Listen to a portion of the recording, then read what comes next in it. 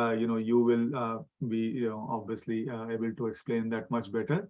And maybe we should do another, interaction sometime very soon to talk more about that in detail. So I would request Meenakshi to reach out to you and probably discuss that. And because I personally am quite intrigued by what I read about this archetypal psychology. So yeah, again, not taking a lot of time, Dr. Feeley is also a founding member of the Council of Vedic Astrologers, which is a preeminent organization when it comes to providing certifications as well as trainings, and some of the very renowned names in the astrology, especially in the Western world, or other Vedic astrology in the Western world, are part of this council. So if you have not read about them, please go to their website and have a look at that. It's a very important resource. And as I already said, Dr. Feeley is very well versed with Ayurveda and combines Vedic astrology and Ayurveda to practice what is also known as the medical astrology. His website is also listed over here. So if you are, interested, you can go and learn more about it on his website. Coming to PVR Narasimha Rao, doesn't matter how much I say, it will always be less. He is from the preeminent Institute of Technology in India, IIT Madras. He also holds a master's degree from Rice University. So he is not someone who is not well versed with the modern education and the modern thinking ways. Yet he is also someone who is very deep rooted and very entrenched with the Shastric knowledge. His knowledge comes across in every interactions that he puts out on YouTube or in other forums. He is someone who started doing it when he was a very young kid. He, as is listed here, at the age of 11, he was already well versed with Sanskrit and has been studying since then. Both I and Meenakshi, we follow his YouTube videos quite intently, and he has a software of his own, which is called Jagannath Hora. It's just a testimony of his kindness that this software is freely available, as well as, there is a lot of information about how to use this video, how to use this software in the form of videos, in the form of books and PDFs. And, you can always, go through his website to learn more about it. One other thing which PVR has been doing, quite a lot recently is his focus on Homa or Havan, as it is called in North India. These are fire rituals. PVR, I actually, followed your videos and your methods for this recent this year's Tarpanam for the Shraddha.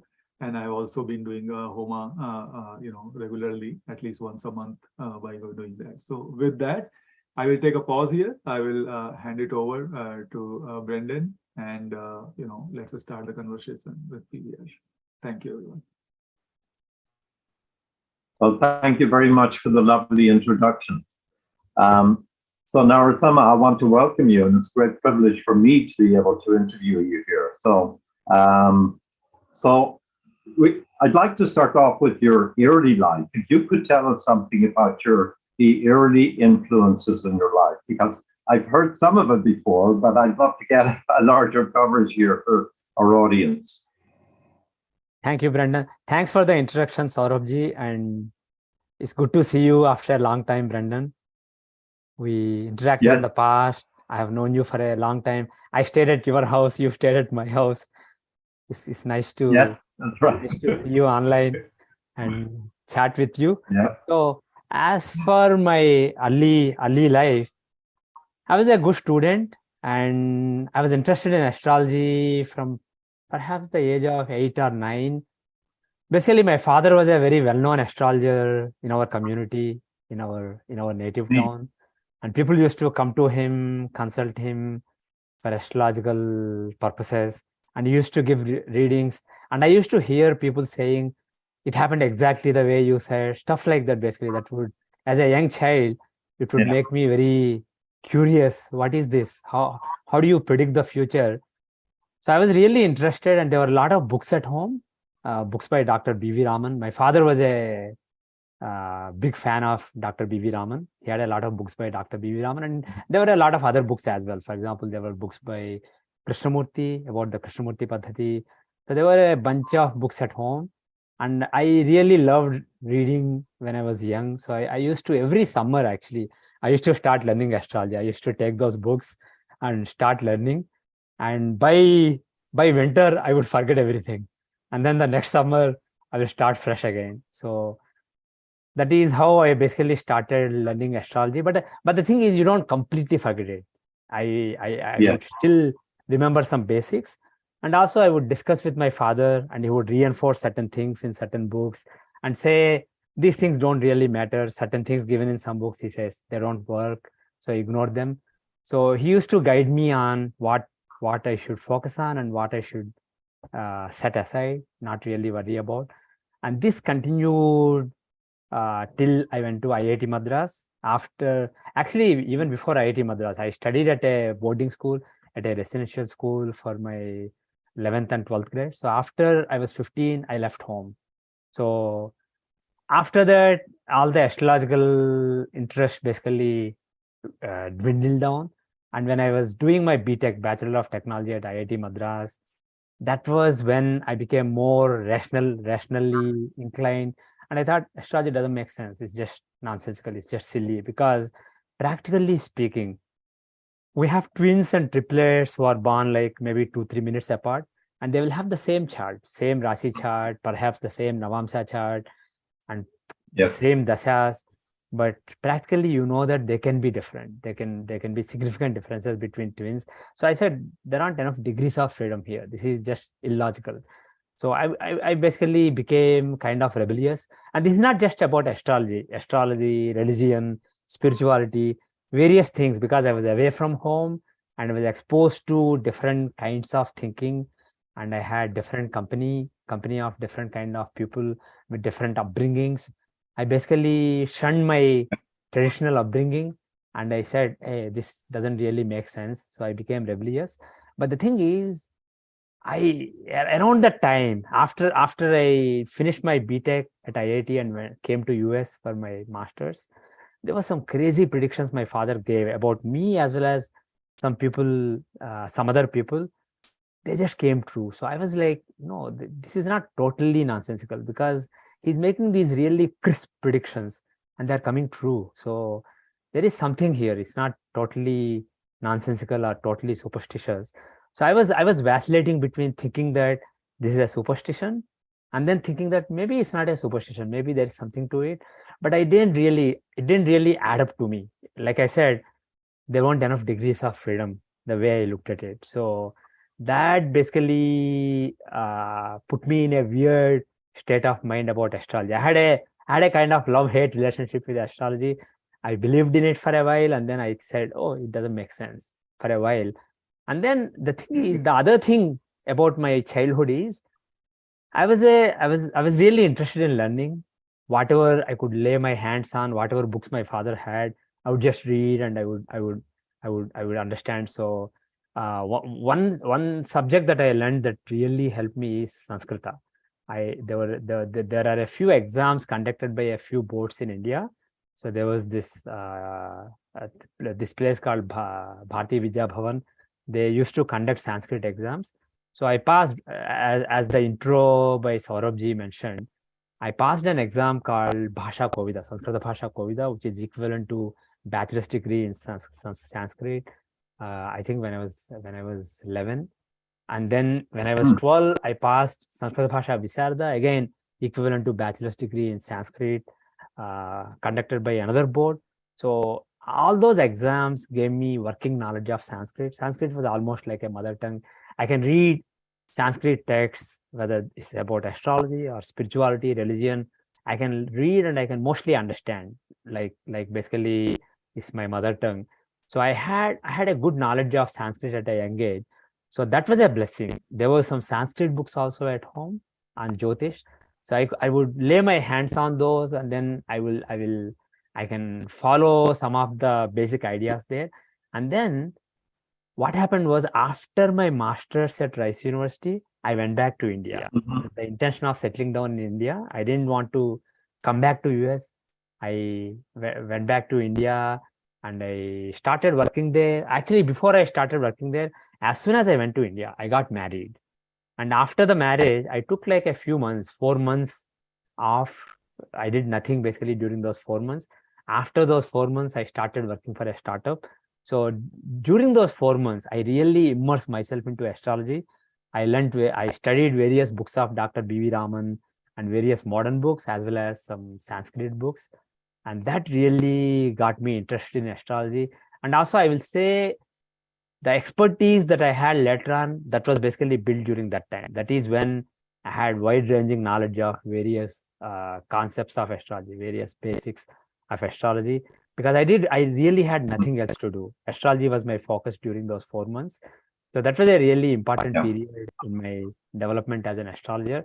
And also, I was a very practical person. I did not really want to just read stuff and then forget about it. I wanted to apply it.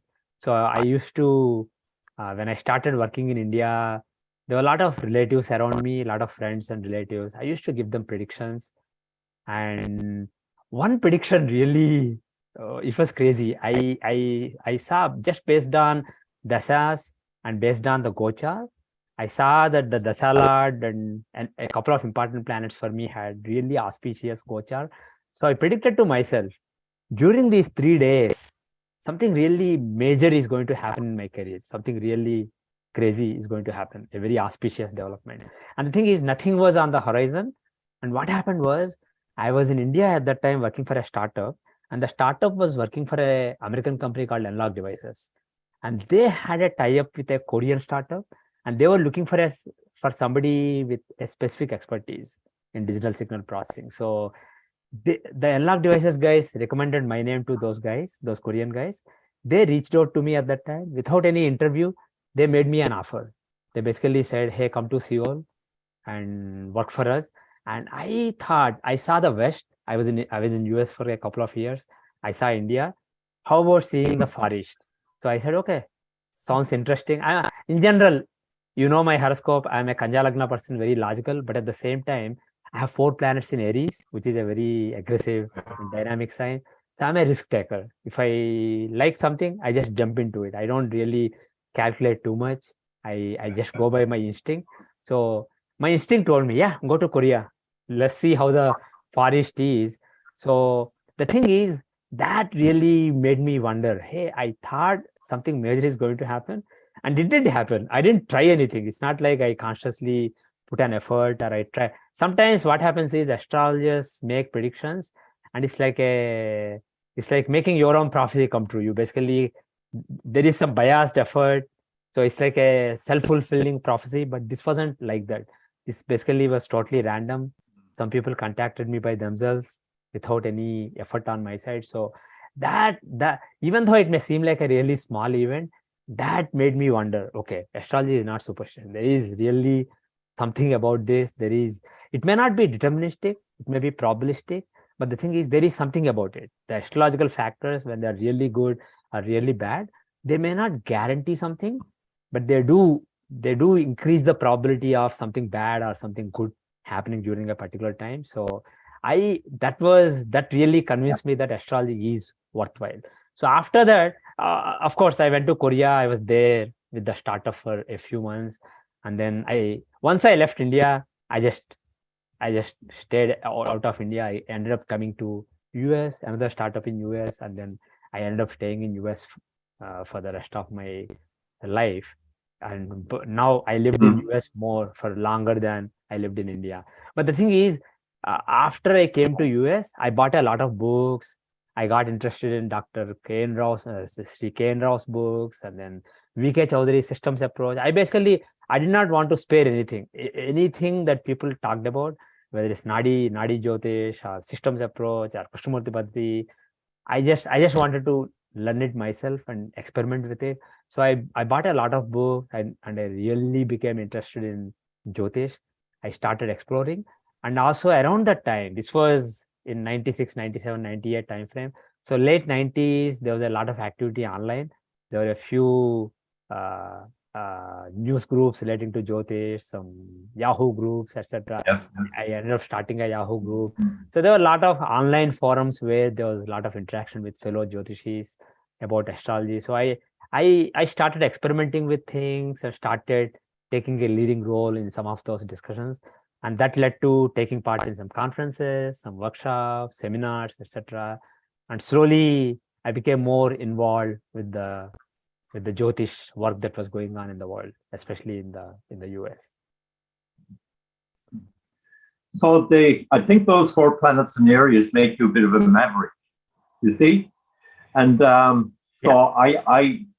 think that the kind of admiration we've all had for your work is your capacity to expose some of the principles that are there in the classical works, but many of them have been ignored by the astrological community. And so your research has really added a great deal to the work. You know, your knowledge of Sanskrit. Your knowledge of Sanskrit must have really given you an edge, especially in reading the classical work. I completely agree. How important is that for students? Yeah. You what? Yeah, I think you are kind of breaking up, but I can basically get what you are saying. The thing is, I think Sanskrit, knowledge of Sanskrit is really helpful. If somebody translates Sanskrit well, then basically even a translation can be helpful to a researcher, to a young researcher who wants to explore the teachings of rishis. Even translations can be good, but unfortunately, the thing with some of these teachings of rishis like Parasara, Jaimini, Bhrigu, etc. One basic thing about this is none of the translations are really that good. Translators jump to hasty conclusions. The problem is these rishis don't spoon feed. They don't basically make it extremely clear. They leave some ambiguity, and there is some real references to things. So they don't like to spoon feed. They like to make it such that you have to be intelligent, you have to apply yourself intellectually to understand what they're saying. And the problem is some of these translators, they are not really astrologers, or they're not into the science. They are just Sanskrit scholars. So they may sometimes take things superficially and translate things very superficially, and it may not be the right translation. And the same thing happens not just to Jyotish, but to texts of classics of Ayurveda, Vastu, and various other subjects that were taught by rishis. Not only that, even scriptures. If you take things like Bhagavad Gita or Bhagavatam, Mahabharatam, various Puranas, or even Vedas and Upanishads, they seem like folklore. They seem like a lot of nice, cool stories on the surface. But if you scratch the surface, there's a lot of really sophisticated thinking embedded in those stories in a metaphorical form. So our rishis loved metaphors.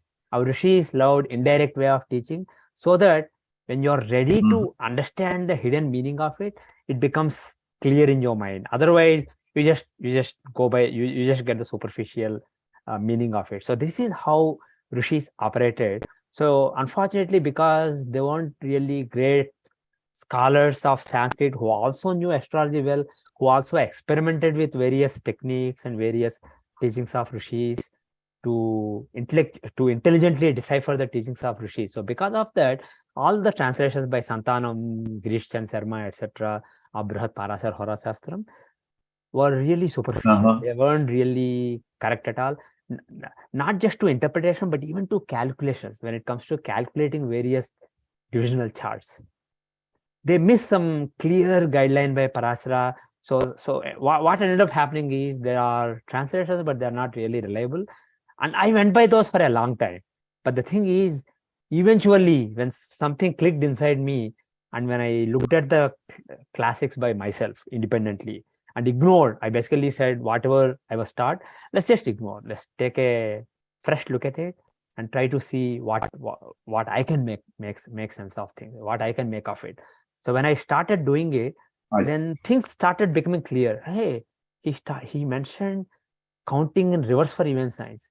Why the hell are we not doing it? Why are we just counting forward for both art and event science. Stuff like that, basically. Very simple stuff Yeah. that I ignored for a long time simply because I was biased by the previous translators. Once I applied myself, there was no doubt in my mind. Once I said, for example, for these divisional charts, you have to count the parts of event science in reverse, not forward like you do for art science. Once I thought of it, hey, Parasara is giving this class that people are ignoring. Why are we ignoring it? So once I started doing that, it just made so much sense that there was no doubt in my mind. It's like, until then, it wasn't clear. You didn't even go there. You didn't even think of it. But once it struck to your mind, I'm like, yeah, this must be it. This is obvious. And then the other advantage I have is, because I put together Jagannath Hora software for the benefit of the Jyotish world that people were using, I could quickly experiment with things because I have the source code. I can just go and change the C++ code. I can change the calculation method or add a new calculation method and quickly try 10 different charts and see, is this adding up better or was the previous calculation adding up better? So the advantage I had was I had a nice software that I wrote for which I had the source code, so I could quickly experiment, prototype things and experiment with things. So that was one thing. The other thing is I had the knowledge of Sanskrit, so I could basically I could have an independent take on things instead of being biased by what other scholars before me translated. So I think I was in a unique position. And also like the introduction said, I studied at a preeminent school in India called IIT, and then I studied at Rice University, which is a pretty good school. So I basically went to good schools, and everywhere I was basically at the top of this class. I was basically a very smart student. So I'm well versed in the ways of modern science and modern thinking, modern rational thinking. So that the rational thinking and having a software to experiment with very quickly, and having the programming background as a part of my profession, official profession, and then having the knowledge of Sanskrit. I think these three things really help me figure things out. And like you said, because I had 4 planets in the 8th house, that makes me a kind of maverick, but more than that, it makes me a researcher. 8th house is about searching for the hidden. So I really believe that there is something that you need to find. There is a jewel out there that you have to search for and find. So there is that inherent inclination towards research. So that was helped by these 3 factors that I mentioned earlier. And the thing is, I was going with the flow, going with the masses, going with what everybody else was doing. I was following the mainstream for a long time, late 1990s and early 2000s, and probably in the mid 2000s, in the middle of my Mercury Dasha. See, Mercury is the intellectual planet. He's the planet also of research, and he's in the 8th house in my chart. So in the Mercury Dasha, I really started becoming interested in research. And one interesting thing that happened is towards the end of Mercury Dasha. In the Mercury Dasha, because of my researches, some people fell out with me, but I didn't really care. I wanted to convince myself about what works and what makes sense. And then the beginning of Kirti Dasha, one thing really interesting happened. My spiritual guru, Dr. Manish Pandit, he told me, there was a person called Vinay Jha. He wanted to give me the knowledge of Surya Siddhanta. He had an interpretation of Surya Siddhanta, which is basically a model, an analytical model of planetary movements. Instead of using the Druk Siddhanta, where you're using the telescope and finding the actual positions, and then you find positions on certain dates and you extrapolate to find positions on other dates. So that is what we normally do. That is the default Druk Siddhanta. But there are also some analytical models that some people use. So there are models given in Surya Siddhanta, Soma Siddhanta, Brahma Siddhanta, Vasishtha Siddhanta, etc. So this person believed that Surya Siddhanta is absolute. You can't use Druk Siddhanta. You have to use the formulas in Surya Siddhanta. So my guru told me, yeah, take up whatever that person gives you and try that. And I genuinely accepted Surya Siddhanta for a couple of years, and I went by it. But in the end, I realized that it was all humbug. It was all nonsense. Bottom line is, each Siddhanta gives a different formula, and these are all just approximations. Just like we have piecewise linear approximations of curves, what people did was they found planetary positions in their era, in their times, And then instead of extrapolating, see, if you look at the modern ephemeris, for extrapolation, you use really complex formulas with so many degrees. But the thing is, what they did is they gave simple formulas, and those formulas were good enough for their era. And the idea was, if you go to a different era, there are some seeds that they embedded into the formulas, basically some parameters that they embedded into the formulas. These are called bijas. So you are supposed to correct those bijas. You are supposed to make new observations and correct those, adjust those seeds so that you get the best fit for today's calculation, for today's observations.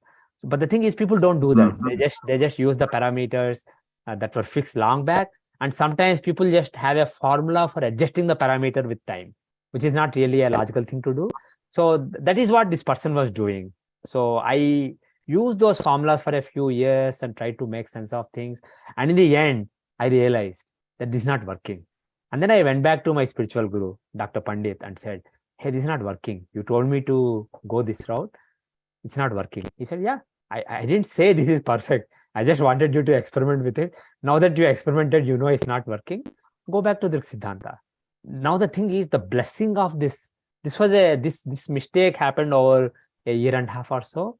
So during this year and a half, I was kind of lost. But the thing is, this was a blessing in disguise. This gave me a fresh start, because I basically shunned the Drik Siddhanta. I went to Surya Siddhanta, and I finally shunned Surya Siddhanta, and I decided that Surya Siddhanta is just one Siddhanta. There is Soma Siddhanta, Vasishtha Siddhanta. What is sacrosanct about it? It's not like it is perfect. So if you have the Drik Siddhanta, if you have the observations of NASA, the only variable now is Ainamsha. The Ainamsha, the Lahiri Ainamsha may or may not be accurate. There may be a different Ainamsha, but at least the relative positions of planets are well known. The starting point of the zodiac is not clear, but other than that, Drik Siddhanta must be correct. So once I went back, everything was basically up in the air. Now I had the freedom of, I wasn't basically, earlier, there were a lot of things that I accepted based on the previous momentum of my work. And now I could basically question everything. So I started with Ainamsha. I basically rejected the Lahiri Ainamsha. When I studied the background of Lahiri Ainamsha, I realized that it's just a political thing. Basically, what happened was, Jawaharlal Nehru, the Prime Minister of India, he wanted to standardize the festivals, because people were celebrating festivals like Dashara, Navratri, Diwali, etc. totally off, like sometimes off by a month, because of the way the Panchang was calculated differently in different parts of India. So he wanted to standardize the festivals. So he had a bureaucrat friend. He was basically a statistician. He was not an astronomer or an astrologer. His father had some background in astronomy, but that person was a statistician. He was just a bureaucrat in the Indian government. He said, and he was a buddy of Nehru. So he said, hey, Lahiri, please standardize the festivals. So he basically said, there must be something at the beginning of the zodiac. There must be a big star or something that says this is where the zodiac starts, which is not really a logical thing to expect. You don't necessarily need to have a prominent star that marks the start of the zodiac. But the thing is, that's the assumption he made. He did not find anything in that region. So he went 180 degrees. He said, in the middle of the zodiac, is there a big star? So around that region, there was Pika, the Chitra star. So he said, okay, that must be at 180 degree. And he fixed it at 180. And he got Lahiri Ainamsha. And the thing is, the prominent astrologers of that era questioned it. They said this is nonsense, but still that was adopted. And now people think that Lahiri Ainamsha is sacrosanct. There's nothing questionable about it. So I started off with the Ainamsha. I refined the Ainamsha. I basically went back to what various Siddhantas said, and I deciphered what should be the correct Ainamsha. And then I questioned the definitions of divisional charts like Hora chart, the Samsa chart, etc. I basically refined the definitions of various divisional charts. And what I discovered there is the standard interpretations were totally nonsensical. So I refined the definitions of divisional charts themselves. So once I started doing that, I started seeing more clarity in what I was doing in terms of correlations between the astrological factors and what was actually happening, transpiring on the ground. And the accuracy of my predictions started increasing. And then I also refined a few other factors, like there were a lot of conditional dashas that Parasara taught. So I came up with a unified approach to pick one dasha in a particular chart. I also came up with the idea of finding dasas for the divisional charts. So basically, I came up with a coherent philosophy, a coherent approach of judging the charts and judging dasas, etc. That was really working well for me. And once I became confident about it, by the way, all this happened in the Ketu Dasha. Ketu is in the 12th house in my chart. So this was a period of being away from the limelight, being away from people, and then just immersing myself in research. But this was a really fruitful period. By the end of Ketu Dasha, I had something that I had faith in that was working very well for me. So once Venus Dasha started, my 9th Lord's Dasha started. 9th Lord is Dharma, as you know. So I had to do Dharma. So earlier I cut off with the world, and then I started becoming more active. So I started giving interviews, and I became more prominent in the Jyotish world again. And for the last few years, that prominence has been increasing. So this your Pusha Paksha Ayanamsha is the result of all that work, really, isn't it? Yes, it is. Pushpaksha Ayanamsha is the result of all that work. So basically what I did is I looked at Lahiri's basic assumption. The idea is you have the various siddhantas gave the longitudes of various stars. Basically, each nakshatra is not just one point, but it's an arc in the zodiac. Each nakshatra contains several stars. It's a constellation of stars. So, for example, Chitra has multiple stars, but one of them happens to be Spika, and it is the Yogatara. So, for every nakshatra, there is one star identified as Yogatara, and the Siddhantas gave the longitudes of Yogataras of various nakshatras for all the 27 nakshatras. And the thing is, even though Lahiri took the Yogatara of Chitra to be at 180 degrees of the zodiac, if you actually look at various Siddhantas, one Siddhanta gave 180 degrees, Surya Siddhanta gave 180, another Siddhanta gave 182 degrees, another gave 181 degrees. So bottom line is, there are various values given for the Yogatara of Chitra in various Siddhantas. What that means is, if the zodiac is basically has one particular star at a particular longitude, it's not Chitra. If it is, then the other Siddhantas will not give a different longitude. The other factor to consider is, Chitra is not on the zodiacal plane. Spika is not on the zodiacal plane. It's basically above. It has a particular latitude. So what you are doing actually is, you are not fixing the Spika at 180 degrees. You are projecting Spika to the zodiacal plane and fixing that at 180 degrees. You could fix it at 181 degrees given another Siddhanta instead of Surya Siddhanta. So there is something arbitrary there. So I looked at the various Siddhantas and said, out of all these Yogataras of nakshatras given by Siddhantas, is there one nakshatra which is having the same longitude in all Siddhantas? So I found Pushya.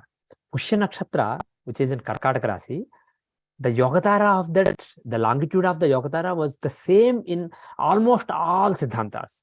Whereas for any other nakshatra, the Yogataras vary between different nakshatras. So that was one thing. The other thing is, the Yogatara of Pushya nakshatra, it is basically a star known as Delta Cancri. It is in the Cancer constellation.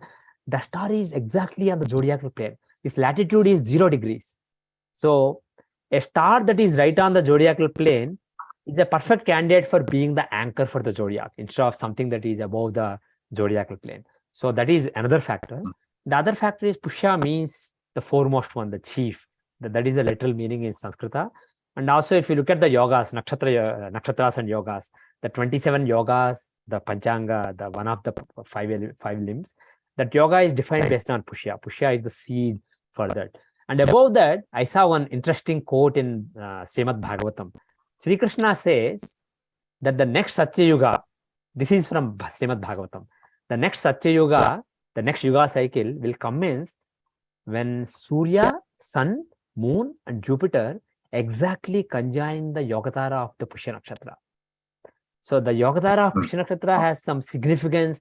It is the anchor for the very Yuga cycle, and it is right on the zodiacal plane, and its longitude was fixed in various Siddhantas. So I said, okay, let me take this as the seed for the zodiac instead of Chitra Nakshatra. So I basically fixed the longitude of Delta Cancri at the value given by all these Siddhantas. And then I came up with the Pushpaksha Ainamsa. So it is closer to Ramana Ainamsa. It is away from the Lahira Ainamsa. It is about 1.5 degrees away from the Lahira Ainamsa. It is closer to the Ramana Ainamsa. It is also closer to Yukteswara Ainamsa. And also there is a linear formula given in Surya Siddhanta for Ainamsa. So it is actually close to that Ainamsa. So bottom line is all these Ainamsas, Pushpaksha Ainamsa, Ramana Ainamsa, Yukteswara Ainamsa, the Ainamsa, linear Ainamsa given in Surya Siddhanta, they are all in one range, whereas Lahira Ainamsa is basically away from all this. So it is basically the odd man out.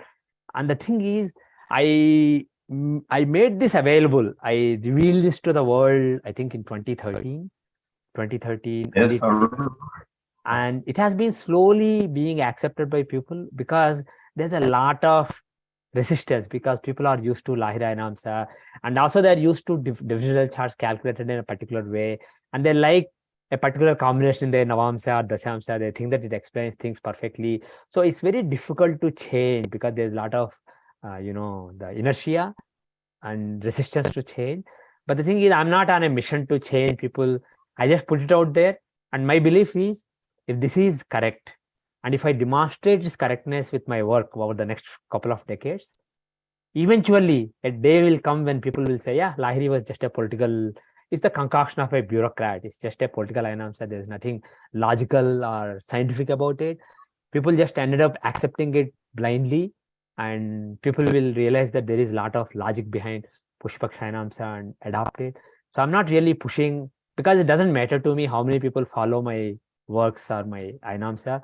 In the end, if it is not correct, however hard I try, it will collapse. And if it is correct, even if I don't care, and if the time comes for people to accept the correct things, because sometimes you may be correct, but the time may not have come, because mother has her own will. Sometimes mother wants to delude people, and sometimes she wants to reveal some aspects of correctness to people. So these are all cycles of knowledge. So I just did my job. My job is to find the truth, and I'm not bothered about convincing the world. I'm more bothered. I was actually in my Mercury Dasa, I worried a lot about convincing people, and I realized you cannot convince people. Even if you say 2 + 2 is 4, somebody who wants to believe that 2 + 2 is 6 will believe that. So I realized that trying to convince people is futile and it's a waste of my time. So I put out logical arguments and I put it out there in the public domain, and I basically say, Krishna Arpanam, my job is done. This is basically offering to Krishna. So this is the attitude I have taken in the last decade. And over the last decade, a lot of things I have found, I have shared. And there are a few things that I still need to convince myself fully, and I will share in the coming decade. So I hope that the younger, one thing I find is the older people, I mean, you may be an exception, but I'm in general saying, I'm generalizing here. Older people tend to have more inertia because they're used to certain ways and they don't want to change easily. But the younger generation, they're very inquisitive and they're open-minded. So they are really experimenting with things, and they see that this really adds up. So they are accepting it more. So I see a lot of acceptance in the younger generation, and I'm really enthused by that. Yeah. Now, what really impressed me about that work is that it's based on the symmetry of the zodiac. Mm-hmm. You see, when I read your research work, this was back in 2013, 2014, when I read that work. And what I loved about it is that it's based on symmetry, on mathematical symmetry of the zodiac, right? Right. See, for example, if you look at a divisional chart like Siddhamsa, D24, which shows knowledge, if you look at the traditional interpretation is you divide each sign into 24 parts, and you map those parts to 24 signs starting from either Cancer or Leo for earth signs and Cancer for event signs. So what people do is they go Leo, Virgo, and so on, end in Cancer, and one more time Leo, Virgo, end in Cancer. So those are the 24 parts. The 24 parts of earth signs are mapped to these signs. But if you take the event signs, they start from Cancer and again go zodiacally, Cancer, Leo, Virgo, and end in Gemini, and do it twice. And there's no symmetry there. It's just illogical. And if you look at what Parasara clearly taught in the Sanskrit sloka, he's saying for event signs, start from Cancer and go reverse. So you go from Leo and end in Cancer 2 times for earth signs. For event signs, you start from Cancer, go reverse, and end in Leo 2 times. So that's perfectly symmetrical. So there are in various divisional charts, if you use the correct interpretation as I deciphered, I don't like to say, people say this is Narasimha's, Dasamsa. Some people use their own name for Ayanamsas and calculation options, etc., like divisional chart. I intentionally did not want to call it Narasimha Ayanamsa. Some people suggested calling my Ayanamsa as Narasimha Ayanamsa. I don't like to name things after me. I want people to forget me in the long run and remember my works instead. So I named it Pushpaksha Ayanamsa based on its definition. Similarly, the divisional chart that I defined, I call them Parasara's D24. I don't call it Narasimha's D24. I call it Parasara's correct D24, Parasara's correct Hora chart, and so on. And the thing is, if you calculate correctly, there's so much structural beauty in the way these things are constructed. And you just have to read my papers, read my articles. People have to just go through them to appreciate the logic behind it. In general, knowledge of rishis is very logical and very structurally beautiful. It's not arbitrary. Yes, absolutely. Yeah. Now, does that mean that we should be reading charts with female sign rising? We should be reading in the reverse direction. If the Lagna is a female sign. Some people actually do that. My opinion is that's not the case. This is just for reckoning the divisions in a sign, for computing the divisional chart. This is just a calculational thing for defining the divisional charts. But when you actually find the houses from a sign, etc., my conclusion is that you don't differentiate between odd signs and even signs that way. There is something different between odd and even signs, but it's not completely different. There is a lot of similarities, but in certain areas there are differences, and I try to identify those areas, like the calculation of certain by the way, not even all divisional charts. In some divisional charts, even for even signs, the parts are reckoned zodiacally. It is just in some divisional charts where you reckon anti-zodiacally, and that was clearly taught by Parasara, even though some translators missed it. Yeah. Now, your work, when I say you're a maverick, I think that your work with the Varga charts is really exceptional, because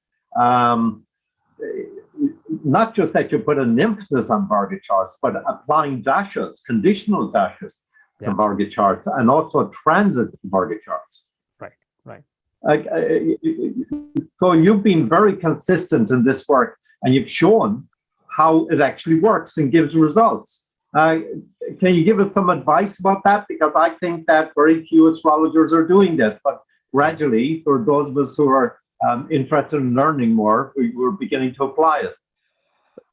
Yeah, I'm glad that you pointed that out. Unfortunately, traditionally, a lot of astrologers just use the Rasi chart, and maximum they use the Navamsa chart.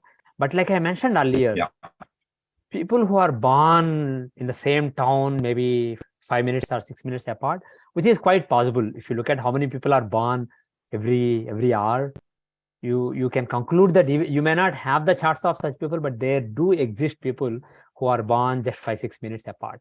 And practically, we know, I have many examples of twins or triplets who are born 2-3 minutes apart in the same place, and they have the same Rasi chart and sometimes even the same Navamsa chart.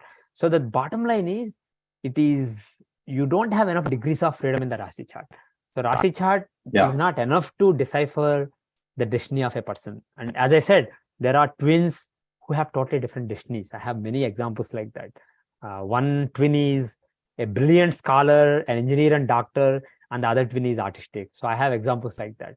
And that can be explained only when you look at the divisional chart. So one thing is the degrees of freedom. The other thing is, rishis taught these charts. Rishis did not say, okay, this is Rasi chart. There are other things, but they don't matter. No, they said there are 16 charts and you have to use all these. So Parasara gave a lot of importance to all these charts. And the other thing is, when he gave things like Vimshopakabala, etc., he gave strengths to various divisional charts. He gave a lot of strengths to some of the higher divisional charts, like Navamsa, Shashtyamsa, etc. So Rishis really gave a lot of importance to these charts. That is one thing. And Rishis went to the trouble of teaching these charts. The other thing is, practically speaking, they give you enough degrees of freedom. With the Rasi chart, you don't get enough degrees of freedom. And unfortunately, traditionally, people just use the Rasi chart. And some astrologers came in the last few decades who started teaching the divisional charts. But what they said is, you look everything in the Rasi chart, you look at the Rasi chart for everything, but you confirm it in the divisional chart. This is a ridiculous idea as far as I'm concerned, because if you say you check with Narasimha, but you confirm with his wife, who are you really listening to? If I say one thing and my wife says one thing, who are you really listening to? There has to be a clear, if you think scientifically or rationally, there has to be a clear role played by the two factors. You can't say these two factors, you basically you use this factor, this is the main thing, but you also consult this, you double check with this. If you don't double check with this, if this is not confirming, what do you do then? So the thing is, there has to be something that the Rasi chart shows and something that the divisional chart shows. And then what the Rasi chart shows should be basically not important enough that decides your whole destiny, because practically it doesn't have enough degrees of freedom. So my conclusion was that the Rasi chart, Parasara actually explicitly says, he says physical things, Dehasya Vijnanam in the Rasi chart. So the thing is, it is about the physical manifestation, the physical things. So if you look at it logically, the Rasi chart is based on the physical positions of planet. When you say Mars is in Taurus, he's actually in Taurus physically. Whereas when you say Mars is in Gemini, in Navamsa, or in Cancer, in Dasamsa, he's not physically there in those signs. He's physically still in Taurus, but there is an abstract calculation you make based on it. Some abstract mapping of Mars position comes to that sign. So they're abstract in nature. The divisional charts are abstract. So my conclusion is, because they're abstract, they should show abstract things. And because Rasi chart is physical, it should show physical things. In other words, my physical existence is from the Rasi chart. And then my professional environment, the work that I do, which is basically at the mental level or abstract level, that is shown by the divisional chart. But the thing is, it manifests in some ways in physical, at the physical level also. I have a physical workplace I go to. It may be a nice workplace, or it may be a very debauched place. Somebody may be working in a brothel, whereas somebody may be working in a high-tech workplace. Somebody may be working in a place of power. Somebody may be a political leader, and there may be a lot of physical signs of power around him. So there are certain physical aspects relating to the work that you do. Similarly, if you take spiritual sadhana, the spiritual sadhana I do is at the mental level. It is basically abstract. But the thing is, it also manifests as physical things. I do a havan every morning. So there is a fire ritual that I'm doing every morning. Or somebody else may be sitting and doing a particular practice. Somebody may be meditating. So there is a manifestation of everything that you do, whether it's academic, spiritual, financial, professional, marital, whatever you're doing. These are all abstract, shown by various divisional charts, but they also manifest in the end in some manner at the physical level. So for the physical level manifestation, Rasi chart is important, but the exact area of life that you are interested in, marital life, spiritual life, professional life, academic life, financial life, etc., I concluded that it makes more sense to see it in the divisional charts. And in that case, the twins, if there are two twins who have different dasamsa, their professions may be different, but they may look similar. Their marital lives may be very similar. They may have married at around the same time, have similar marital lives, but their professional life may be different. So I concluded that by focusing on the divisional chart, I can basically get more clarity. And the other thing you mentioned, finding dasas in the divisional chart, whether it's the Rasi dasas or whether it's the Nakshatra dasas, finding dasas from the moon of the divisional chart and finding Charadasa and other Rasi dasas in the divisional chart. Once I tried it, because it made sense logically, it is a logical thing to do. So by the way, one thing is, some people may question that, how can you take divisional chart as a Rasi chart? But the thing is, there are some precedents in the tradition. For example, you take the Navamsa chart as Rasi chart and further find Navamsa in it or Dvadasamsa in it. So you have the D81 and D108 chart, the Navamsa Dvadasamsa chart and Dvadasamsa chart, or by taking the Navamsa chart as either Navamsa chart or Dvadasamsa chart as the Rasi chart and finding further divisions in it. So taking a divisional chart as Rasi chart So if moon in that chart is in a particular sign, I came up with a way to find the divisional longitudes based on how much progress that planet, moon, and other planets have made in that particular division. In Jagannath Hora, you can find the divisional longitude. So from that longitude, you can actually find the divisional dasas. So I find Vimshottari and other nakshatra dasas in the divisional charts, and I find Rasi dasas in divisional charts. And in my practice, it gives a lot of clarity compared to just finding the dasas in the Rasi chart and then trying to transpose them on the divisional charts. So this is an important part of my approach, the approach that I came up with in the last decade or so. And I hope I get feedback from a lot of young researchers that it is really working well for them. So I hope that more and more people will experiment with what I taught in the last decade. Thanks. So I'd love to know your opinion about what some astrologers in India refer to as the Kala Amsha. What Amsha? In other words, it's referred to as the Kala Amsha, and it is said to come from the Nadi literature. Now, the whole Krishnamurti idea was based on this dividing the nakshatras into 9 subdivisions, and each of those subdivisions is referred to as the Kala Amsha. And I'm just wondering what your opinion is of that, because that's how they overcome this idea of twins born even a minute apart. The Lagna is going to be a different Kala Amsha. Right. So there are various divisions that are taught. If you look at the actual Nadi literature, like Chandrakala Nadi, etc., they are actually what they are doing is, if you look at various divisional charts, nadis are basically each nadis are not uniform. They are not 1/150 of a Rasi. But the thing is, if you take a Rasi and see where the Navamsa borders are, see where Dasyamsa borders are, where Dvasamsa borders are, where Drakana borders are, where Chaturdhansa borders are, you demarcate all the borders based on various divisions. And when you do that, you find that there are exactly 150 unique divisions. So each of those divisions is one Nadi. So basically, if you look at the original Nadi literature, it is based on the same Shodasya Vargas that Parashara taught. So if a Lagna of 2 twins is in a different Nadi, it means there are certain divisions in which Lagna is in a different sign. That's the bottom line. So it is still related to the divisional charts as taught by Parashara. It's not really an orthogonal factor. It's basically a way to consolidate what Parashara taught. So that is basically the way I look at it. Some people now divide the Rasi into 150 equal parts, but that is not based on any classical basis. That is basically an experiment.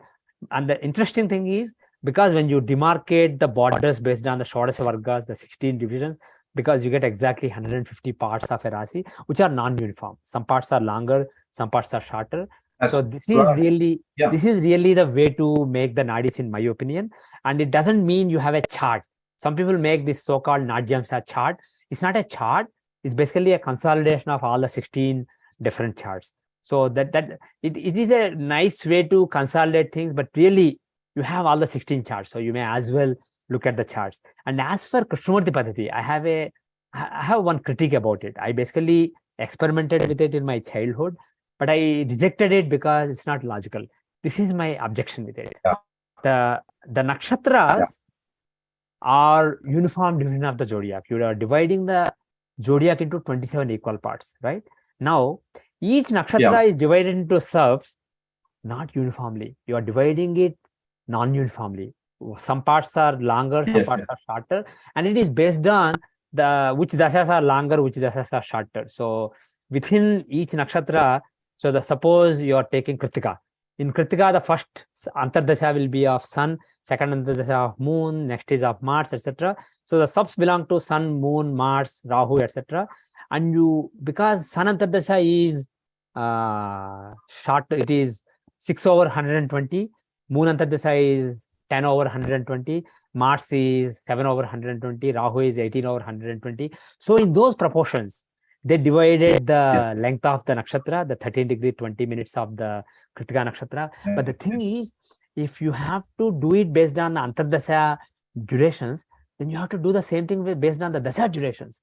So Sun dasa is 6 years, Moon dasa is 10 years, Mars dasa is 7 years, Rahu dasa is 18 years. So why is Kritika, Rohini, Mrigasira all of equal length? Kritika should be then shorter. Kritika should be 6 over 120 of the zodiac, and Rohini should be 10 over 120 of the zodiac, and so on. You understand what I'm saying? So Rahu's nakshatra, Yes. Ardra should be much longer. Ardra should be 3 times as long as Right. Kritika, but that's not the case. So if nakshatras are uniformly divided irrespective of the lengths of Mahadasas, then what is the logic behind dividing nakshatras into subs non-uniformly based on the lengths of antardasas within the Mahadasa? It's just absolutely illogical. So my conclusion, my thinking is this: if something is not logical, it is not true. So this is my guiding principle. Yeah. So I have stuck to this principle when it comes to Ainamsya, when it comes to definition of divisional charts, and I do the same thing with the Krishnamurti Paddhati. Some people may tell you that it works well for them. God bless them. Unfortunately or fortunately, any technique you come up with, people will find it working well. If I randomly define my own dasa today and teach it, there will be people who find that is working beautifully. So unfortunately, astrologers are really good at connecting dots and trying to find patterns. That is why a lot of astrologers are good at making sense of past, but they fall flat when it comes to making future predictions. So my thinking is, it doesn't matter what people say about it working well for them. If it is not logical, if it is not based on sound foundation, I reject it. So that for that reason, I have rejected the Krishnamurti Paddhati. Okay. So so your Jehora, I regard Jehora as the crown jewel of Jyotish in this modern age, because it has given us tools that we can't find elsewhere. And of course, a lot of other software packages have borrowed your tools. So that must have required a great deal of work and effort on your part. And of course, all your knowledge is embedded in Jehora as well. So it's a great accomplishment and a great offering to the Jyotish community. And we all thank you for that, because I think it's really helped us make a little bit of progress in our professional work, our knowledge. So I know you have a great interest in remedial measures, and especially in Homa, and that you that you've helped a lot of people with your publications in that area. Can you tell us about that and why it's so important, and why you see it's so important for people to do these practices?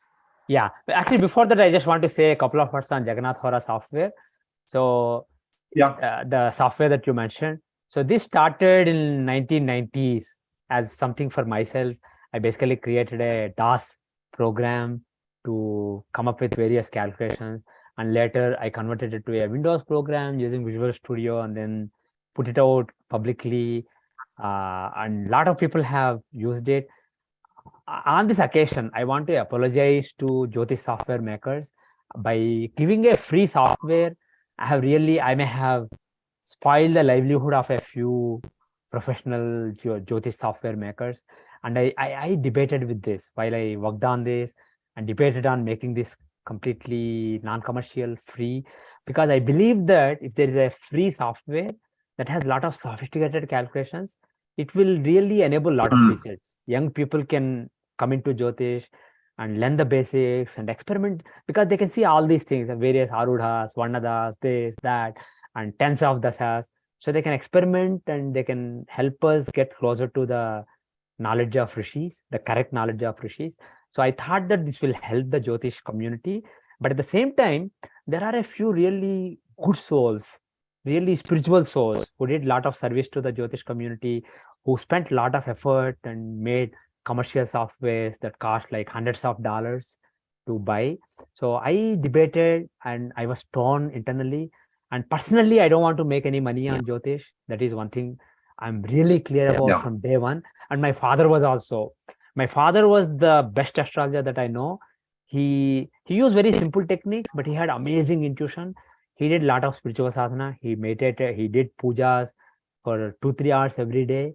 and he never spoke untruth.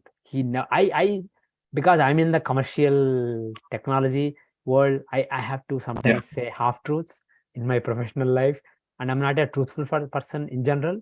Although I try to be truthful, I speak lies sometimes and half truths. But my father never spoke a lie, even in really tricky situations. And as a result, he never made a wrong prediction. He's the only astrologer I know who never made a wrong prediction, and he was non-commercial. He basically took whatever people gave happily, and he never really wanted to make a lot of money on Jyotish. So this was a guiding principle for me. So I really debated. So in the end, I decided that this is the pros outweigh the cons of making this making a free software. So I did it. So any Jyotish software makers who are hurt by what I did, I really apologize to them, and I hope that Krishna takes care of them. And the other thing I want to say is, I consciously kept Jehora calculation centric. I didn't beautify it. I didn't really add a lot of nice graphics, made it really beautiful intentionally, because at least that is where the commercial software makers have a differentiating factor. So people who like all those nice graphics, they can at least, and they who can afford, can buy those software. So I tried my best to make sure that I'm not hurting them, but obviously I may have hurt them. So I apologize for it, but I'm really heartened that so many people use Jagannath Hora. So many people have downloaded it, and a lot of young people, this is their introduction to software, Jagannath Hora software, and my free MP3s that we recorded in early 2000s and made available freely online. So this really enabled a lot of people to learn. So I'm really grateful for that. And now coming to the Homa movement and in general remedial measures. One thing is, I think remedial measures or pariharas have become a cottage industry in the last couple of decades. There are a lot of people minting money on these, and people basically say that based on your horoscope, there are some specific remedial measures that have to be done. Only then your problems will go away. And then people spend a lot of money, and sometimes there is really no use of that. People are still suffering. I know many examples like that, unfortunately. I know cases where a nice spiritual guru who was basically anointed as who basically is the head of a matha now, he was threatened by an astrologer saying your daughter will suffer in her marriage. She will not get married and she will suffer. You have to do a so and so homa, and only my sister can do. When that person said, I know that mantra, can I do homa myself? He said, no, you can't do it. Only my sister can do, and you have to give so many lakhs. Then this will be done on your daughter's behalf, and then she'll be fine. He was scared. He was so scared that he had to call me from India to US and get my opinion. By the way, in that particular case, they threatened that his daughter had Maha Karkotaka Kalasarpa dosha, and unless they do Rahu Homa with so many thousands of Rahu mantra japa, she was doomed. In that case, first of all, Kalasarpa yoga is not really that applicable to individual charts. It is more about mundane matters. It is for mundane astrology. Second of all, there are two variations, Kalasarpa and Kala Amrita yoga, based on whether Rahu is ahead or Ketu is ahead. And this lady had Kala Amrita yoga. And third of all, her Navamsa was fine. I told him that she will be married and there will be no worries. And she is happily married with children, etc. So the thing is, and the other thing is, there is no Karkotaka, etc. People give all these names like Mahakarkotaka Kalasarpa yoga just to make it sound scarier. So one thing I want to tell people is, some astrologers and priests may scare you that unless you do so and so thing, you're doomed. In general, in Kali Yuga, remedies work the best when you do it. As a matter of fact, there are various Dharmasastra authorities. For example, in Treta Yuga, Gautama was the Dharmasastra authority. In Satya Yuga, it was Manu. For Kali Yuga, the Dharmasastra authority, Dharmasastra Pravakta, is Parasara Maharshi. And in a classic Dharmasastra text called Parasara Madhaviyam, it is explicitly mentioned that compared to a ritual done by a priest on your behalf, a ritual done by your own Sishya or your own Guru is 100 times more effective, because they are more attached to you. That's the bottom line. And compared to that, a ritual done in your name by your own son, your own child or parent is further 100 times more effective.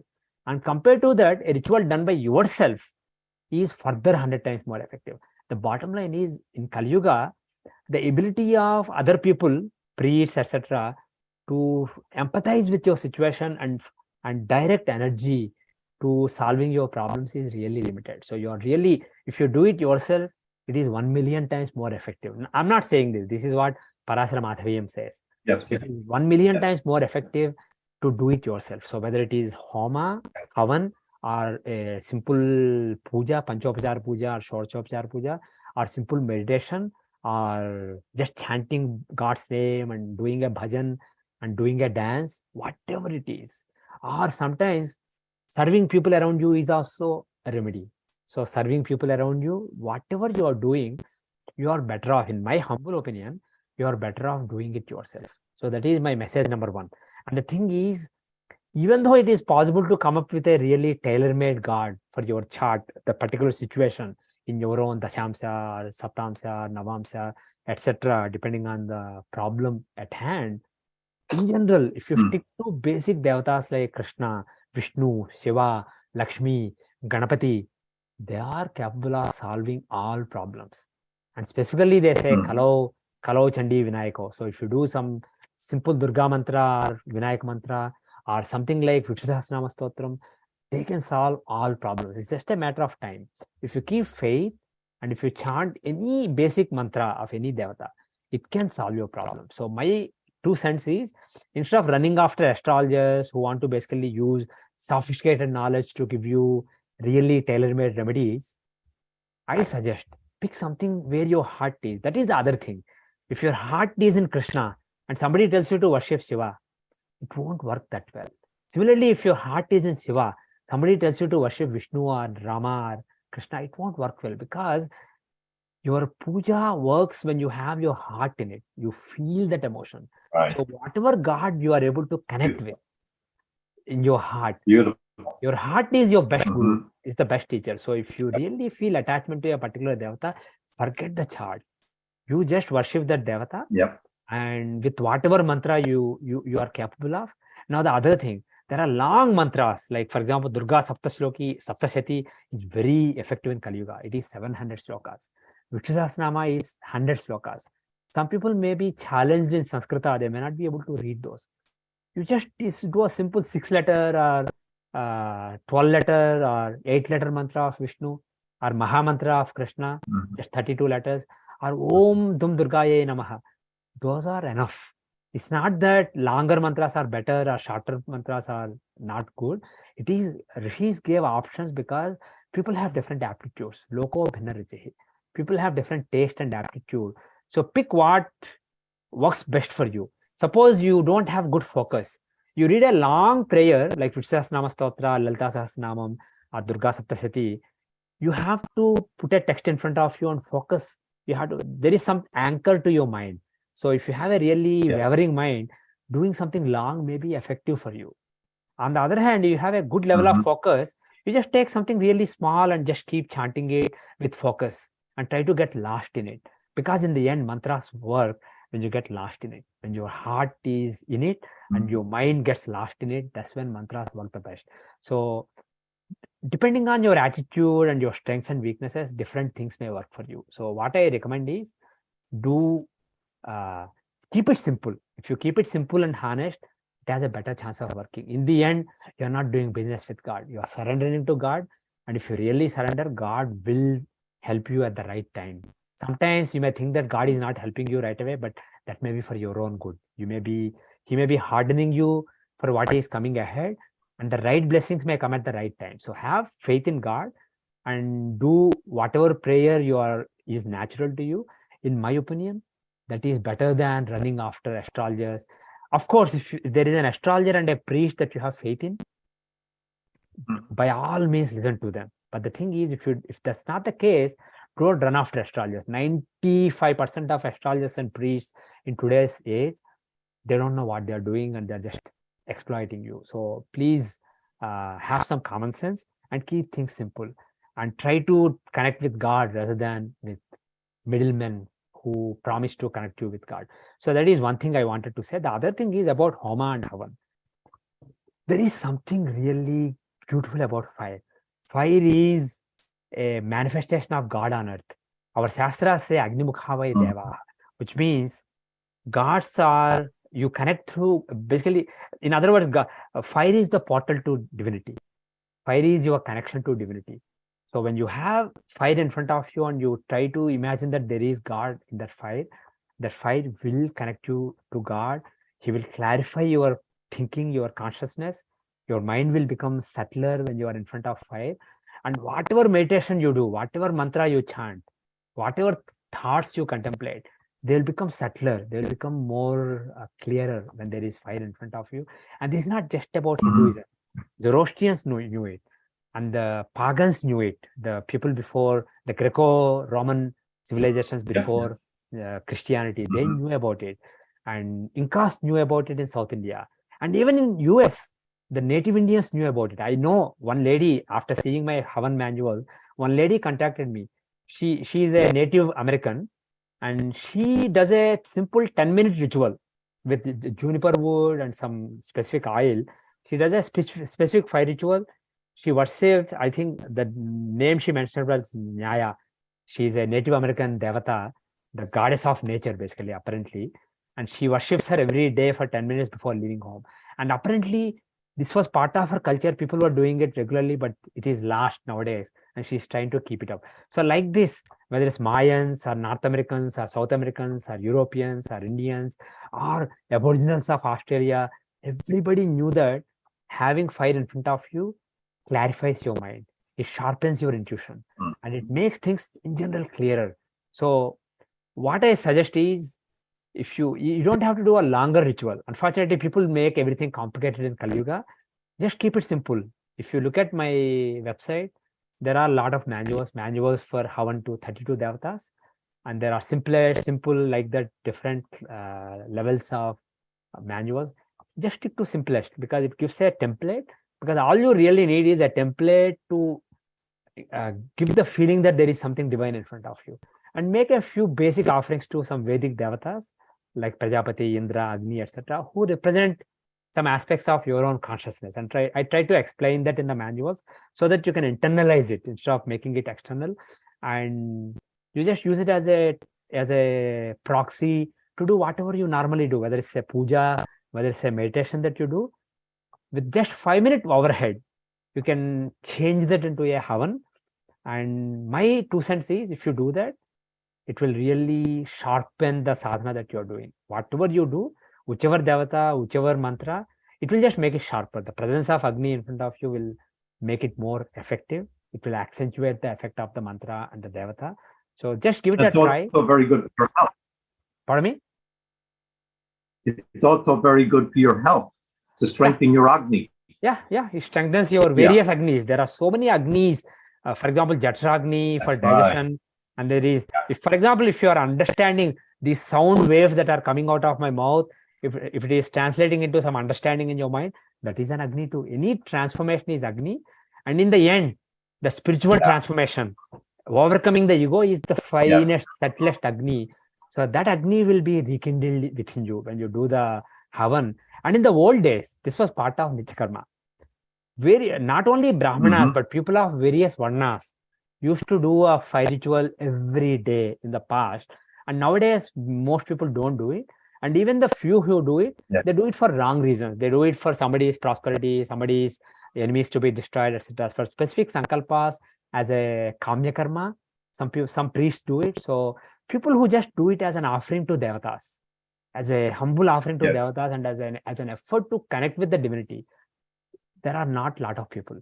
And my humble opinion is, in the coming decades, as more and more people start exploring this will contribute to increase of the dharma in the world. So please contribute to dharma in the world and also enhance your own spiritual sadhana as a part of it. So please go to my website and explore with the manuals. So one last topic, Narasimha. You and I have a great interest in Ayurveda, and we've often had conversations about this in the past. So can you tell me something about your work with Ayurveda as a Jyotishi, and some of your own research, and how students might make some progress in that area with their knowledge? I'm actually, compared to you, Brendan, I'm a novice in Ayurveda. I just have some basic knowledge based on the books of Dr. Vasant Lad, Dr. Robert Savoda, Dr. David Frawley, etc. I have a few books, and especially for those who want to learn Ayurveda in a structured manner, there is a series by Dr. Vasant Lad. There's an Ayurveda textbook series. Yeah. It's really very detailed and it's very nice. So I recommend that. Now, my real interest is I don't use Ayurveda. I just used it to help a few people because I send them to you rather than me messing with Ayurveda. But the thing is, because I'm an astrologer and I believe that all these subjects of rishis like Ayurveda, Jyotish, Vastu, these are all connected. These are not like islands, but these are all connected subjects. That is my firm belief. I believe in holistic teachings of rishis. So I try to experiment a little bit and try to find ways to see what is the prakriti of a person, what is the current vikriti of a person, what is the inherent nature, and what is the current nature of the person, what are the things that one has to deal with. So I mostly stick to the Rasi chart and sometimes also use the Shashtamsa and Trimsamsa charts. Shashtamsa shows various diseases and Trimsamsa shows at the subtlest level what are the weaknesses which are the root of all your disease. Adhi and Vyadhi are basically rooted in your Papa Purusha, and Trimsamsa shows your Papa Purusha. So I use the Trimsamsa and Shashtamsa charts, but I really focus on the Rasi because that is your physical existence and you are really focused on the physical aspect when you look at this. So I use that chart and I look at the Lagna Lord and the moon, Lagna Lord, moon and the moon sign Lord and the influences on them, especially the Dusthana Lord's influence. And one common mistake people make is, for example, somebody's Lagna is Leo, Lagna Lord is Sun. People think he must be a Pitta person. That's not necessarily true. It shows the constitution of the person has a lot of fire, but the thing is, fire is not Pitta. Fire can be all the bhutas, 5 elements can be, when positive, they can be Tejas, Ojas, and Prana. So when Agni is positive, it is nicely channeled, it becomes your Tejas. It's not a problem. It is a blessing. When it is negatively channeled, it becomes Pitta dosha, and that causes all these problems like maybe anger, frustration, etc. Similarly, when Vayu and Akasha are properly channeled and positive, they become your Prana, the life force that is driving you, your activities. When they are negative, when they are vitiated, then they become Vata. And similarly, the Bhutatva and Jaltatva become Ojas, your stamina on the positive side. On the negative side, they may become your Kapha dosha. So people always think that only doshas are there, but also you have Ojas, Tejas, and Prana. So if Lagna is Simha and Lagna Lord Sun is very strong, he is nicely placed. For example, let's say he's in Sagittarius. So he's in the 5th house of blessing. So suppose he's unblemished. He's not afflicted by Dusthana Lords. So what that means is you're not a Pitta person. You have strong Tejas. So like this basically for other doshas also. So I don't jump to the conclusion that Lagna shows the doshas. I see that Lagna shows how those elements are manifesting within you. And I see the doshas from the Dusthanas, the 6th Lord, 8th Lord, and the 12th Lord, their influences on these. And if there are strong influences, so based on those influences. So for example, if you take my chart, my Lagna Lord Mercury is in the 8th house, afflicted by Venus, Saturn, and Mars, but Venus is 9th Lord, so that's not really an affliction. It shows actually Ojas, the Jalatatva planet with the Lagna Lord. On the other hand, the 6th Lord Saturn is closest to Mercury, closer than Mars. So he is basically a Vaitattva planet, so that clearly shows a lot of Vata. And apart from it, my moon is in the 6th house with Rahu, that clearly shows, and he is Krishna Chaturdasi moon, so that is clearly Vata dosha. So basically, that's the other thing, by the way. Apart from Lagna, I also look at the moon sign because moon is the mind, and mind is very important for the influences on mind. And the blood. Yeah. So I see the Lagna, moon, Lagna Lord and moon Lord and see what are the influences on those and focus on the 6th Lord, 8th Lord and 12th Lord influence. And based on that, I try to see whether Pitta dosha is dominant or Vata dosha is dominant. And of course, good Ayurvedic doctors can just see the Nadi and find that out. But because I can't do that, I go by the horoscope. And the other thing is Dasas. if the current Vinshatri Dasha is of a planet that is causing Vata dosha instead of Pitta dosha, maybe Vata will dominate during this time. So you have to look at the Dashas also. And on top of it, based on the Gochara, if there is like things like Ashtama Rahu, Ashtama Shani, the 7.5 years of Saturn, etc., then basically there is a stronger indication of suffering during that time. So looking at the dashas that are running at that time, you can say there can be some Vata rogas, Pitta rogas, etc. And of course, you should always use your common sense. Don't be biased by our half knowledge of Jyotish and Ayurveda. So you can use common sense. You can ask questions on what kind of symptoms the person is feeling. And if you expect astrologically that some Vata dosha, Vata rogas will be there at this time, if the person's feedback is also in the same direction, you can suggest some Vata pacifying remedies, Ayurvedic remedies. And by the way, one thing I want to say, particularly for people with physical suffering, instead of giving remedies of pujas, etc., just suggest Ayurveda. Just by taking some ashwagandha, taking some brahmi, or taking some simple herbs, people can solve their problems a lot. Yeah, Triphala. Many times, just having a Triphala Kashayam, Triphala tea every night before sleeping, people can flush their system of a lot of undigested toxic materials. If the GI tract, the gastrointestinal tract is clear, that solves a lot of health problems. So just Triphala, my father used to say, you take Triphala Kashayam every night, you don't need any other medicines. Of course, it's an exaggeration, but the thing is, there is some truth to it. So prayers work at the subtle level. They work at the level of the Sukma Sarira, the subtle body. They purify the subtle body, and they clear the karmic pipeline, and they help you that way. But the thing is, when there is something imminent in front of you, something immediately in front of you, something that is physical and also mental, but very clearly defined, not too subtle, then you're better off using Ayurveda. Don't basically think that you have to do prayers to solve your problems. My guru says, my spiritual guru says, you have a screw and you have a screwdriver, use the screwdriver to tighten the screw. Don't use mantras. It is possible that mantras can help you tighten the screw, but it is really dumb way to do it. You can just use the screwdriver like that.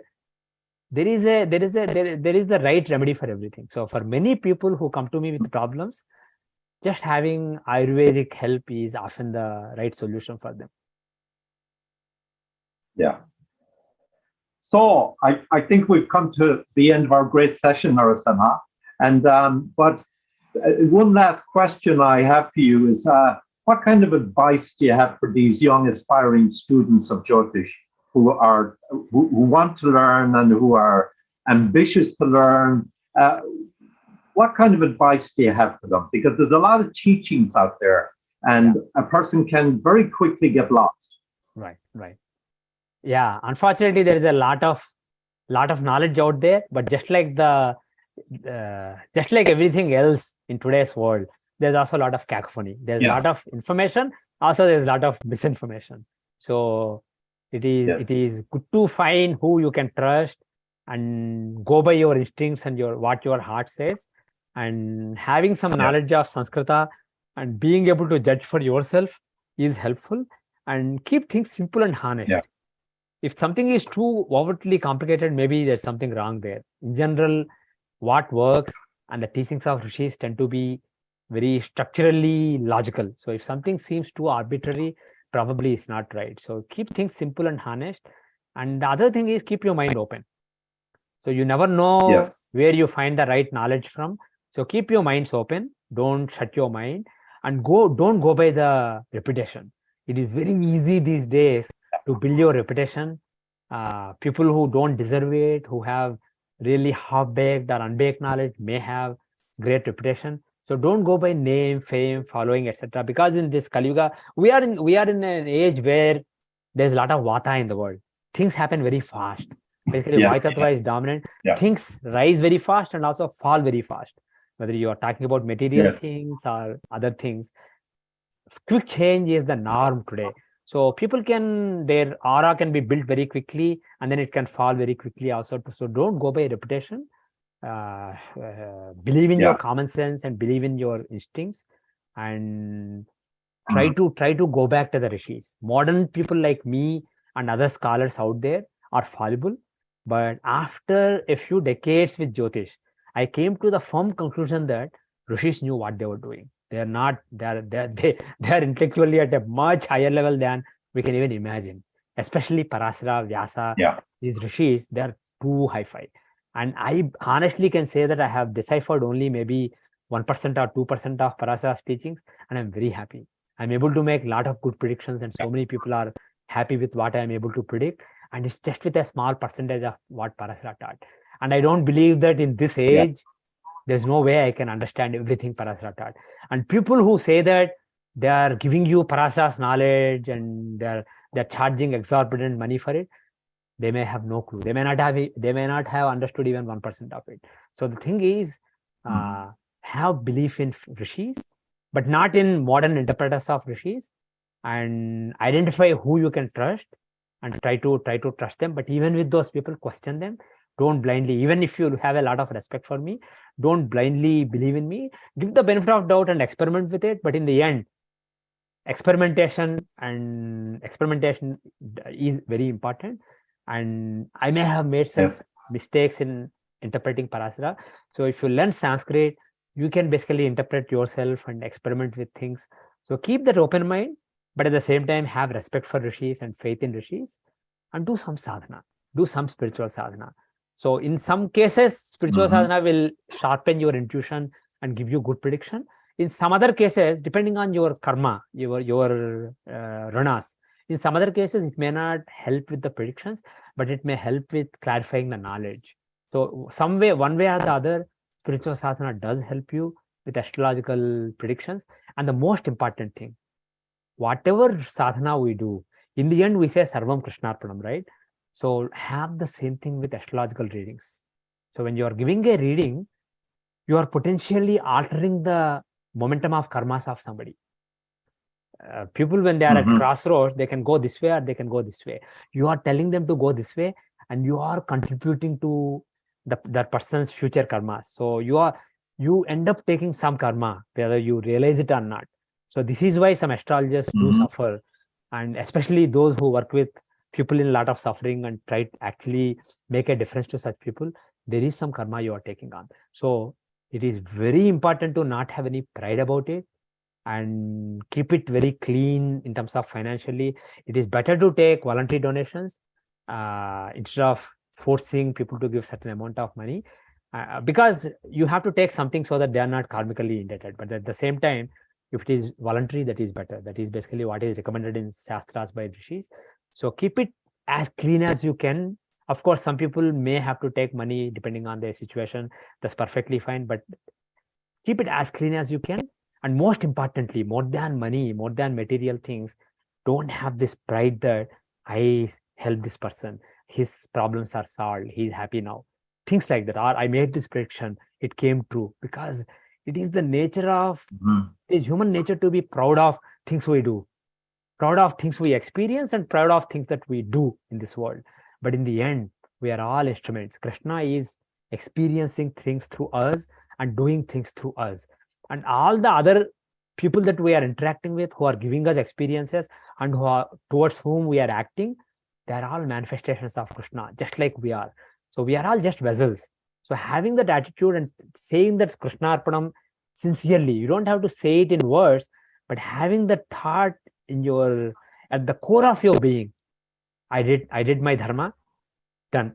Now Krishna will take care of the rest, whether it's success or failure, whether the person is happy or unhappy, Krishna Arpanam. So have that, embed that attitude very deeply in your being, then you will be saved. Otherwise, many people who come to us with a lot of problems, who knows, they may have been astrologers in the past life who basically created so many karmas, or maybe in the bad cases who exploited people. So they may be in suffering in this life or the previous life. So in order to not be like that in future lives, have that attitude of Krishna Arpanam. So that is really my main message to you. Whatever you do, in the end, have Sarvam Sri Krishna Arpanam in your astrological practice. Well, thank you very much, Narasimha. And as a final comment, what I'd like to say is that apart from all your brilliant work with all the technical aspects of Jyotish and all the philosophical aspects of Jyotish, I think one of your great contributions is the sincerity of your spiritual advice. And because I think there's a lot of misguidance going on in our world with respect to the spiritual aspect of Jyotish, you see? So thank you very, very much for talking to us, and I really appreciate it. And I'm going to hand it back over to Saurabh. Thank you very much, Brendan. It's very nice interacting with you. Thank you, Dr. Feeley. Thank you, Narasimha. I have to say it was such an engrossing discussion. I unmuted myself a few times and then muted myself back again. Did not have the guts or the courage to interrupt. But Narasimha, we have accumulated a whole list of questions from viewers, and I think it would be somewhat inappropriate at this point for us to hold you back. It has been 90 minutes since we have been talking. What would you suggest? Should we come back maybe? We should probably have a follow-up session in future. And Yes. then if you saved all those questions, I can try to answer them to the best of my ability. Of course, some questions may not be answerable, but I can do my best to answer those questions. Absolutely. I mean, I don't want to be, a disappointment to the viewers because some of the questions are very intriguing. Some of the questions come across as something that people are very interested in knowing, and then maybe, so we do believe that we should, as you said, to the best of our ability, if we can answer those. But so we will, for the benefit of the viewers, we are not able to answer the questions at this point, but we will schedule a follow-up either as an offline or as a live interaction to answer those questions. We have your questions listed down over here. So please don't feel disheartened. Those questions will be answered as quickly as possible and to the best of our abilities. But for now, we will definitely excuse because it has been almost 100 minutes now since Narasimha ji and Dr. Feeley have been talking.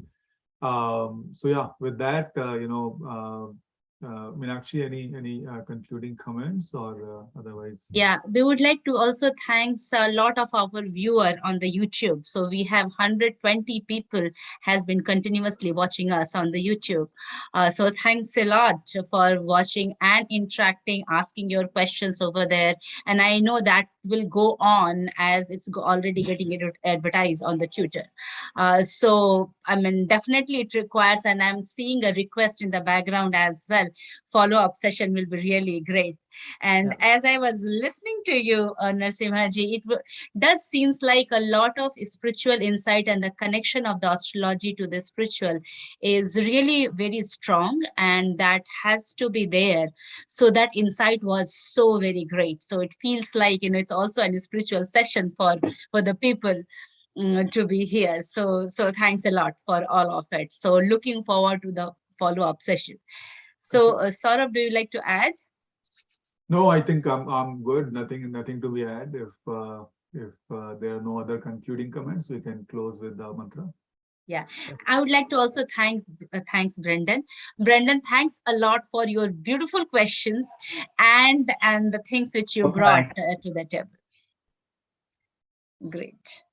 Thank you. And I would just put my original request in front of both of you, Meenakshi and Dr. Feeley, if we can come back and talk about the archetype psychology and its relationship with Jyotish and Sanatan Dharma's, like Narasimha ji said, the underlying philosophy, right? I mean, I keep thinking about it a lot, Narasimha ji, myself, the unified theory of Sanatan Dharma in some sense, right? That,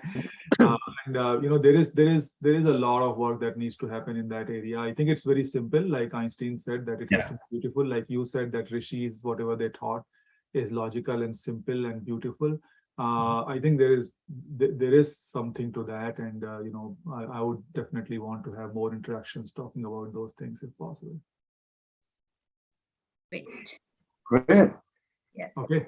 So I'll just conclude with the mantra. Please bring your hands in the Namaskara Mudra. Close your eyes, take a deep breath in.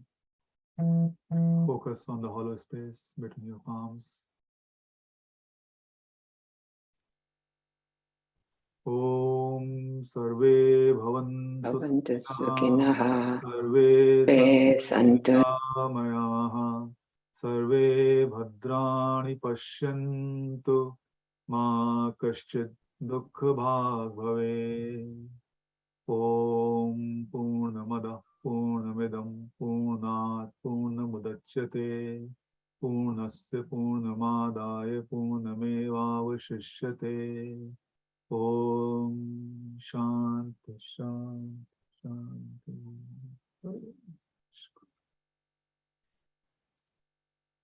Thank you. Thanks a lot.